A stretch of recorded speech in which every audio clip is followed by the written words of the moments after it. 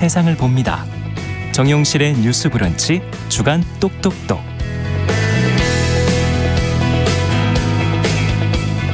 네, 사회 현상에 대한 청년 세대 여성들의 다른 생각을 귀 기울여 들어보는 시간입니다. 주간 똑똑똑. 오늘도 두 분 자리해 주셨습니다.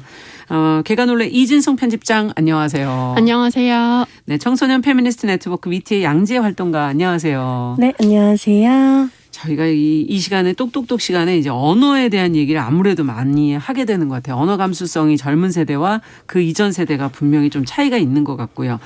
오늘은 특히 약자를 위해 사용돼야 할 언어를 잘못 사용하고 있는 또 오염시키는 그런 사례를 좀 문제점과 함께 좀 들여다보도록 하겠습니다. 자, 근데 이걸 이렇게 두리뭉실 얘기를 하니까 네. 지금 방송을 들으시는 분들은 약자의 언어를 전용하고 오염시킨다는 게 뭔 말이야? 이렇게 지금 생각하고 계실 것 같거든요. 이거는 사례로 먼저 얘기를 안 해주시면 좀 이해하기가 힘들 것 같아요. 양재 활동가께서 먼저 좀 얘기를 해 주시겠어요? 어떤 사례가 있습니까? 먼저 약자의 언어에 대해 설명드릴까 하는데요. 네. 우리 사회에서 쉽게 통용되는 말들이 누군가에 대한 차별이나 배제를 포함하는 경우가 있습니다.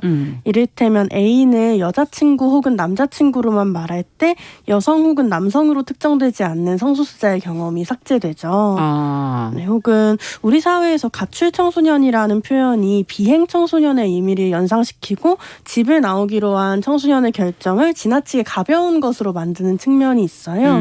그래서 청소년 인권 운동에서는 탈가정 청소년이라는 말을 가출 청소년의 대체어로 사용합니다. 탈가족 청소년이라고 부르시는군요. 탈가정 청소년. 가정 청소년. 네. 그리고 한편으로는 이제 브래지어를 입지 않는 여성들이 자신은 탈브라를 하겠다라는 식으로 좀 약자의 주체적인 실천을 표현하기 위해 새로운 표현을 만들어내기도 하는데요.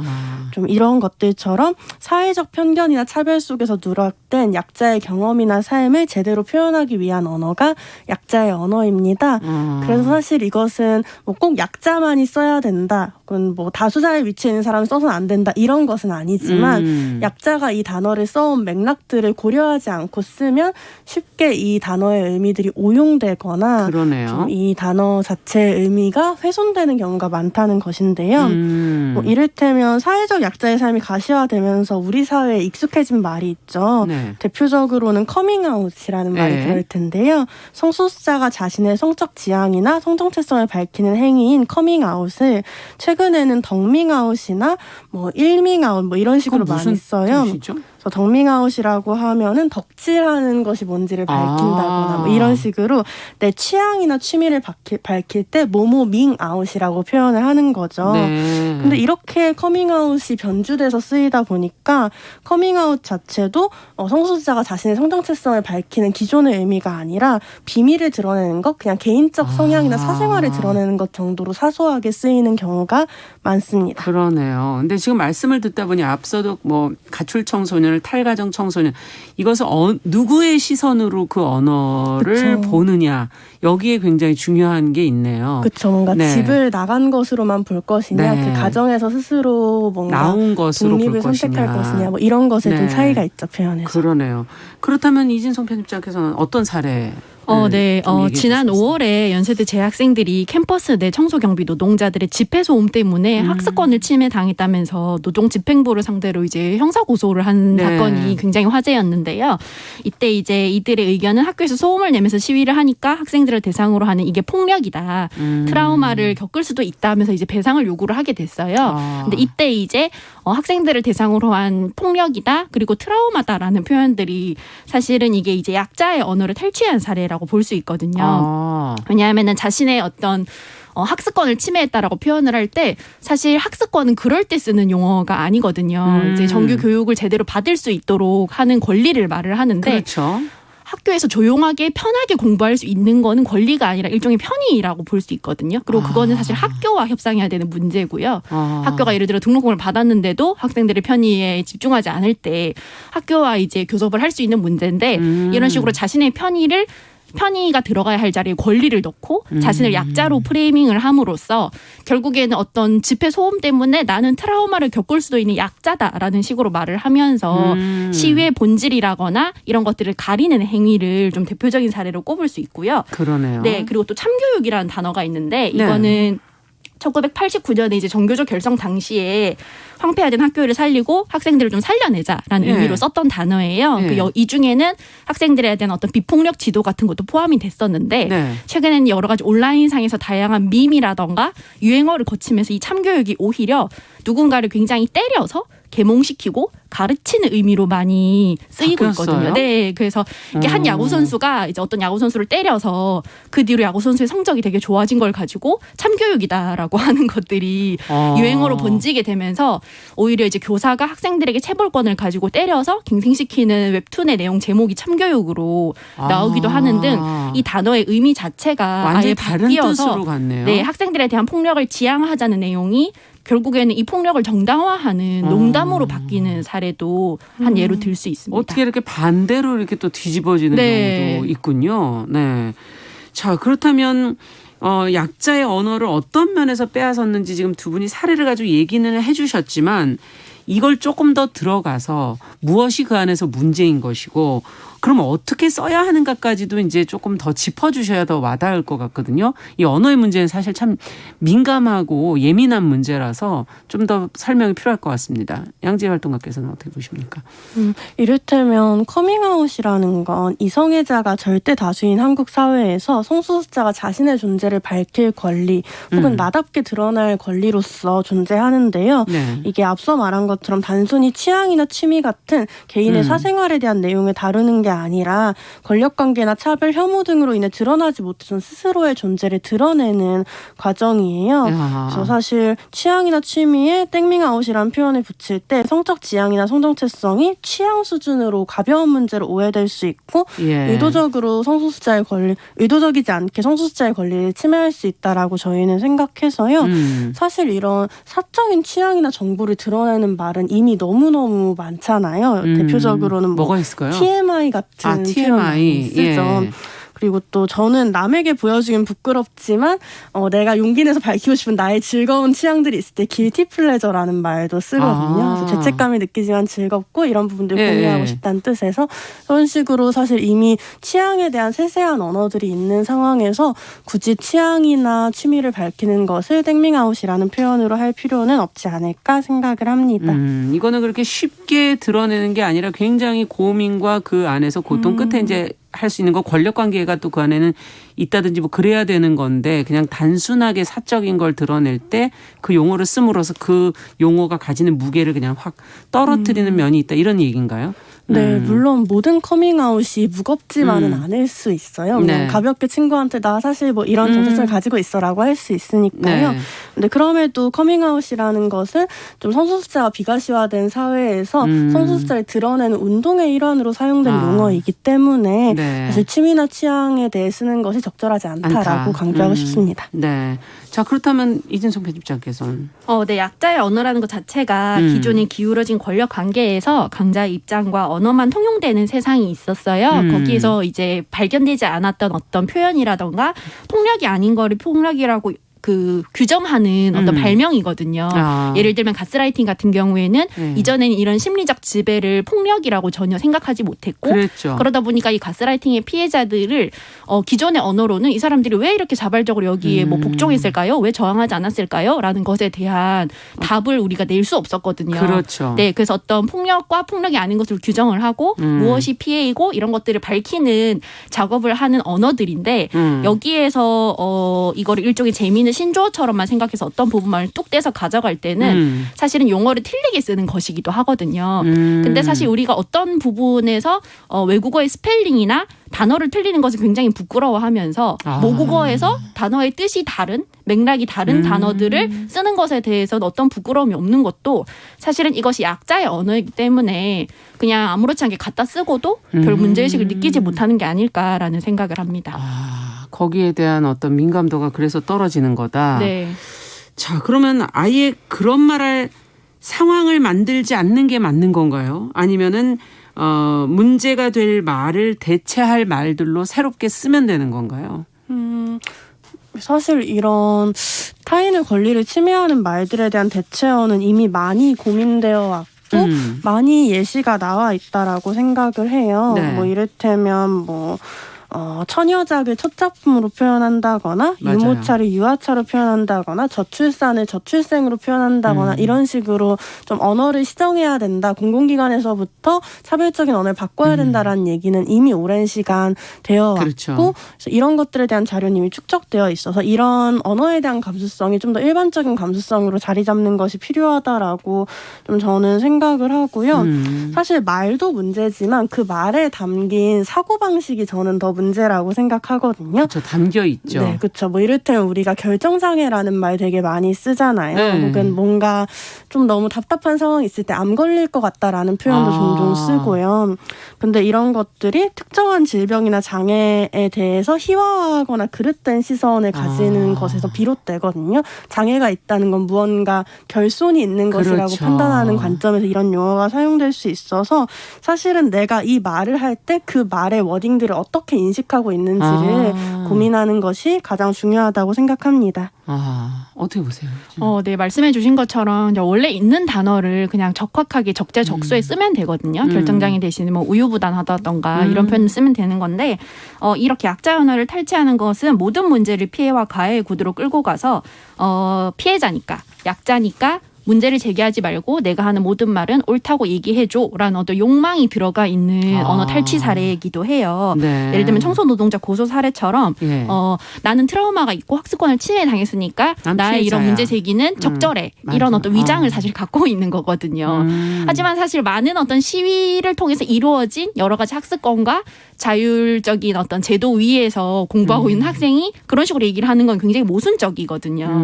네, 그렇기 때문에 약자를 위장하지 말고 똑바로 상황에 맞는 언어를 써서 말하는 것이 중요하지 않나라고 생각합니다. 네. 자, 앞에서 얘기한 대부분은 말하는 사람의 어떤 피해의식이나 공격성이 자신보다 약한 쪽을 지금 향하고 있다. 또 그걸 대변함으로써 자기의 상황을 더 극적으로 만들고 있다. 뭐 이렇게 볼 수도 있는 것 같은데 또 이걸 비롯해서 약자의 언어가 오염되는 일이 많아진다는 거는 우리 구성원들 의식에는 어떤 영향을 미치는 걸까요? 지금 아까 말은 사고방식을 보여주고 있다라고 얘기를 해 주셔서 이런 표현들은 표현을 또 무의식적으로 사용하는 것은 결국 우리에게 또 어떤 영향을 주게 될까? 어떤 점이 우려스럽습니까? 저는 사실 이런 고민을 했어요. 사람들은 왜 피해자의 위치에 서야지만 말할 수 있다고 생각할까? 사실은 어떤 불편이나 어떤 자신에게서 부조리가 느껴지는 부분들에 대해서 굳이 나는 이런 피해를 입었고 피해자의 위치, 약자의 위치에 있음으로 보호받아야 돼라고 말하지 않을 수도 있거든요. 그러니까 사실 이 세상이 자신의 이익을 중심으로 가해와 피해가 나누어져 있고 자신이 이익이 탈취되는 문제를 피해의 문제로 많이 얘기한다라고 생각해요. 네. 근데 사실은 내 이익이 조금 부정당하는 것이 그 자체로 피해이거나 권력의 약자에 처하는 일은 아니거든요. 예. 뭐 이를테면 여성이 경험하는 성차별을 해소하자라고 말하면 남성이 나도 피해자야, 나도 역차별을 겪고 있어라고 말을 하는데 네네. 사실은 여성인과 남성의 불평등한 권력 구조 안에서 발생하는 부산물이나 불편함이 있을지언정 사실 남성이 성차별의 피해자라고 말하기는 좀 어려운 부분도 있는 거죠. 네. 마찬가지로 불안정 노동자에게 최소한의 생계를 보장해야 된다고 말하면 이 최저임금 때문에 자영업자 소상공인이 죽어나가라고 얘기하는데 자영업자 소상공인의 어떠한 경제적 어려움이 꼭 최저임금을 받는 노동자에게 기인하지는 않는 문제도 있는 거죠. 그랬을 때 이 피해자의 위치에 자신을 둔다라는 것은 사회 전반의 불평등이나 권력 구조에 대해서 보지 않고 내가 겪는 손해, 내가 겪는 이익의 침탈에만 집중하는 사고방식이 아닐까. 그래서 우리가 피해자가 아니라 시민으로서 공적 가치가 어떻게 지켜져야 되는지 말하는 과정에서 언어가 사용되어야 하는 것 아닐까라고 저는 생각합니다. 네. 그러니까 내가 하면은 로맨스 이런 얘기인 거죠. 언어 표현에 있어서 좀 더 내 걸 더 극적으로 만드는. 네, 그렇죠. 그리고 내 피해와 내 손해와 내 상처가 크다. 제일 중요하다. 네. 이런 그거를 사회를 보는 것 표현하기 같아요. 위해서. 네, 네. 예. 그래서 피해자 코스프레라고 표현할까요? 그거를 가져다가 쓰는 게 아닐까 하는 그런 지금 얘기를 해주셨는데 이진성 편집장께서는 어떻게 보십니까? 네, 약자성이라는 거는 사실 일종의 그 상태고요. 상대적인 위치고 또 가변하기도 하는 거거든요. 근데 이제 우리 사회는 이런 약자에 대한 어떤 그 윤리적인 책임이 있는데 이런 약자가 가진 윤리적인 힘을 권력이 갖는 지배의 힘이랑 착각을 하게 되면은 이 약자성을 질투를 하고 그거 자리를 자기가 차지하고 싶어 해요. 네.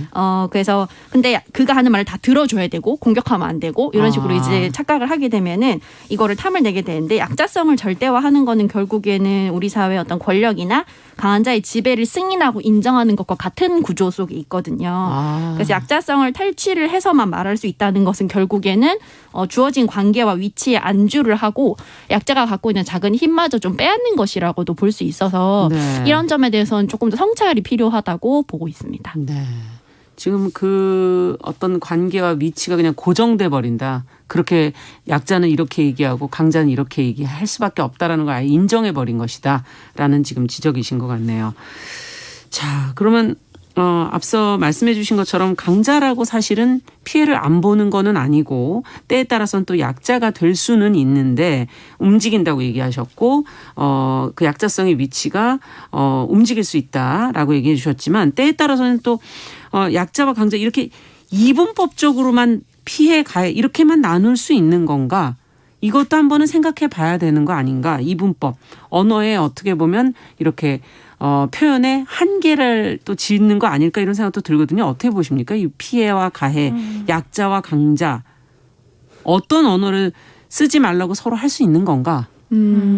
이게 사실 때에 따라서 강자의 약자와 강자의 위치가 바뀔 수 있죠. 지금 아까 그 얘기를 해주셨잖아요. 네, 근데 어떤 예. 말을 쓸 때는 이걸 정확하게 써야 되는데 그때 자신의 위치와 특권 이런 것들을 좀 섬세하게 점검을 해봐야 됩니다.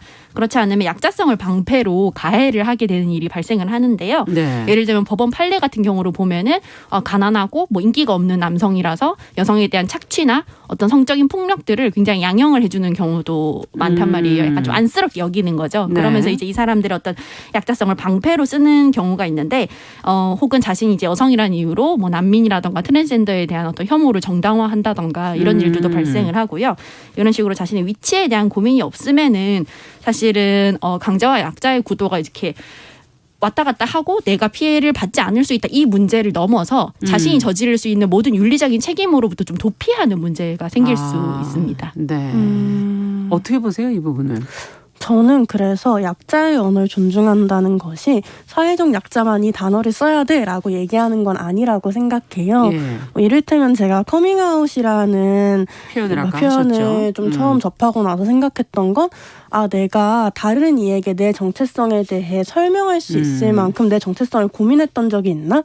사실 나는 어떤 다수자이고 권력을 가지고 있었기 때문에 내가 어떤 성적 지향과 성정체성을 가지고 있느냐에 대해서 설명할 필요가 없죠. 설명할 필요가 없었고 심지어는 성찰하지도 않았다. 나에 대해 들여다보면서 내 성정체성이 뭐지라고 고민할 겨를도 없었던 거예요. 사실 저는 그래서 이 커밍아웃이란 표현을 만나면서 내가 가지고 있는 성정체성이나 성적 지향을 좀 들여다보는 계기가 됐거든요. 그렇죠. 이런 것처럼 사실 약자의 언어를 마주한다라는 것은 기존의 불평등한 구조 바깥에서 삶을 인식하는 또 되게 새로운 경험이기도 해서 사실 약자의 언어를 본다라는 게 단순히 저건 약자의 언어야라고 두고 있는 게 아니라 우리 사회에서 어떤 언어가 배제되었는지 다 같이 성찰하는 시민으로서의 과정이어야 한다고 생각합니다. 네, 그렇군요. 그런 정체성에 대해서 생각하고 고민했던 사람들의 언어였다는 거를 다시 한번 생각해야 된다는 말씀이시고, 그러면 어떤 이 언어를 사용할 때 어떤 마음가짐으로 무엇을 주의하면서 써야 될까요? 새롭게 이제 개발이나 발명된 용어를 신조어 또는 유행어처럼 사용하지 않고 이 의미와 뜻을 그리고 역사와 맥락을 좀 생각하면서 검토하면서 썼으면 좋겠다는 생각을 합니다. 네, 양재 활동가께서는? 사실 전 누구나 틀릴 수 있기 때문에 잘못 말하지 같은 걱정, 잘못 말하면 어쩌지 같은 걱정 때문에 해당 분야의 이야기를 거의 안 하게 된다거나 이런 검열이 좀 덜했으면 좋겠어요. 그 대신 더 많이 약자의 언어에 대해 말하고 고민하면서 우리 사회가 이 언어를 어떻게 사용할지 협의해 나갈 수 있었으면 좋겠습니다. 네. 언어라는 것이 바로 사고방식을 보여주고 있는 것이기 때문에 앞으로도 좀 어떤 태도로 우리가 써야 할지를 고민해야 될 것 같습니다. 자, 자, 주간 똑똑똑 오늘 사회적 약자의 언어가 어떤 식으로 오염이 되는지 어떤 태도로 사용해야 될지 같이 고민해봤습니다. 청소년 페미니스트 네트워크 VT의 양재 활동가 개관울레 이진성 편집장과 함께했습니다. 감사합니다. 감사합니다. 잠시 후에 돌아오겠습니다. 지금 시각은 11시 30분입니다. KBS